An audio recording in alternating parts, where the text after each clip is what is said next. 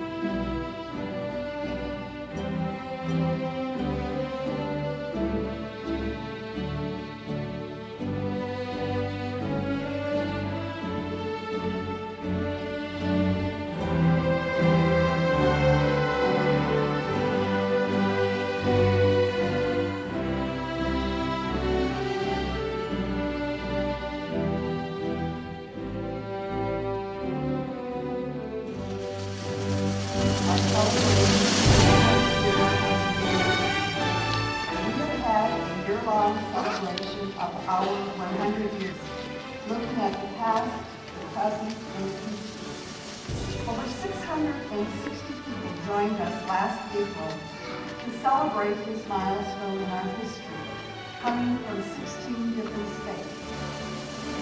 To start our ceremony today, please join me in welcoming Dr. Elsie Floyd, President of the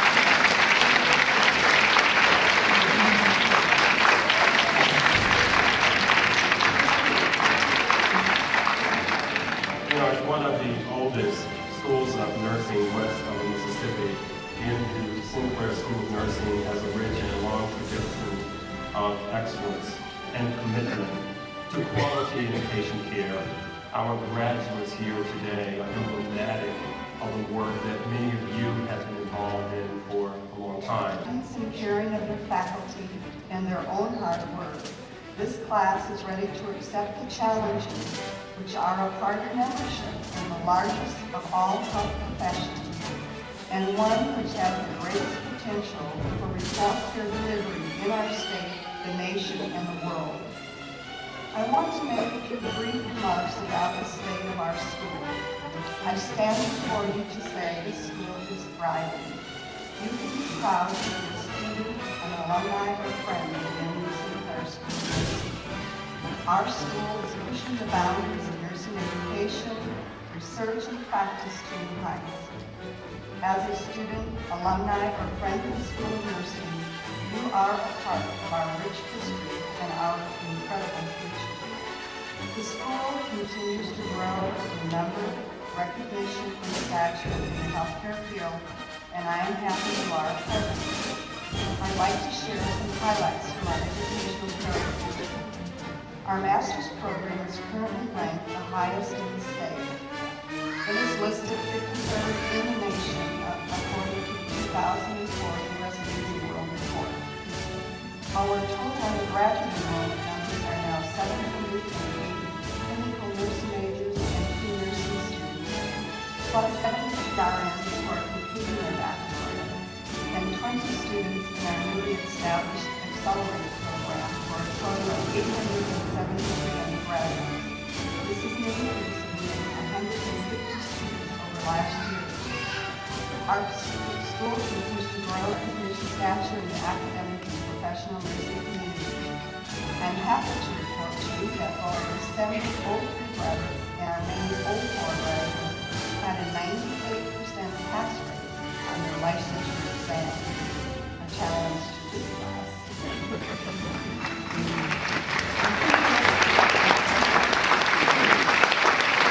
When you add in the PhD and master's enrollment, our enrollment totals 1,038 students. These graduate programs have remained steady in numbers over the past several years. The PhD has 29 students, our master's 116, and we have some postmaster's students doing postmaster's work at 20. The MU Sinclair School of Nursing is also being recognized for its leadership role in research, which is focused on aging, health behavioral changes, oncology, women's health, and it's because we consistently attract high caliber students. We see them receiving many state association scholarships, making the Who's Who's college list nationally, holding 30 slots in the Nursing Scholars Program. Our students are also leaders on the MU campus. They represent the school on the athletic field as home.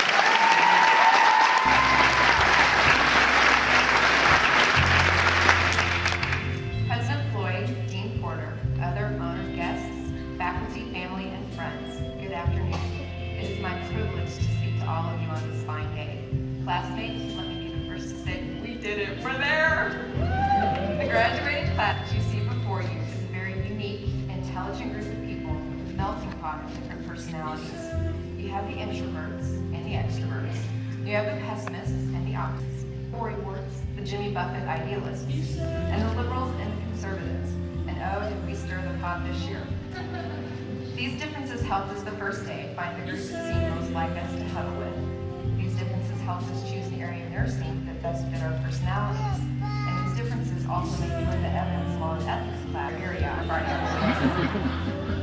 Even though we are different from one another, one resounding similarity has always rung true in each of us these last 2 years, and I've seen it personally, and that's heart. From the first day when we were asked by the faculty, why are you here? The answer was never, I want to make lots of money, or I look fabulous in white. It was always, I want to help people. I've seen the faces of fear, including my own, when we woke at 5 a.m. for a 6 a.m. clinical start. When you worked on a care plan until the wee hours of the morning, then tossed and turned the rest of the night due to nerves. The next day, you walked into a patient's room after, of course, the instructor had been in there for what seemed like an eternity. You entered the room with sweaty palms to tell the patient you'll be starting an IV, placing a catheter, and administering your medications. All the while doing it with confidence and keeping a clear path in your mind to where the crash cart was. Because, well, you all know just because. But look at where we are today, guys. We did it. We started those IVs, we got those catheters in the right places, and we administered the medications. Not one crash cart use, might I add. It may take skills to do these things, but it takes heart to want to do them and to help the patient be comfortable, feel safe, and know that they are not alone. They don't say nurses are all hard for anything. Our differences made this class entertaining and thought-provoking, but the heart of this class, the similarity, made it an honor to be a part of. These last 2 years have not been easy for many reasons. A few members of this class have experienced the excruciating loss of a family member, close friend, or loved one. And he's a group lost classmate, Brett Stoddard in January. Brett was one of those people who took everything in stride with a smile on his face. I have no doubt that he is here with us today. He's cheering us on with that big smile. He will be missed and thought of often, as will all the loved ones that passed on. I hope that when you look back on our 2 years together as clinical majors, you remember the great times that we had, but also remember the trials that we faced and the strength that was gained from those trials. Draw from that strength as we face a challenging road ahead. We're all real nurses now, ladies and gentlemen. I know some of you are still in disbelief, as are some of the parents that are in the crowd today. But I have a few signs that you can look for to just let you know that you might really achieve that status of being a nurse. You might be a nurse if you have the bladder capacity of 5 minutes. You might be a nurse if your idea of a meal break is finishing your coffee before it gets cold. You might be a nurse if every time someone asks you for a opinion, you can offer them every model and style in the market. You might be a nurse if you have washed your hands for a full minute with hot water and soap and then turn the faucet off with your elbows, even in your own home. And you might be a nurse if your idea of a great pickup line is nice things.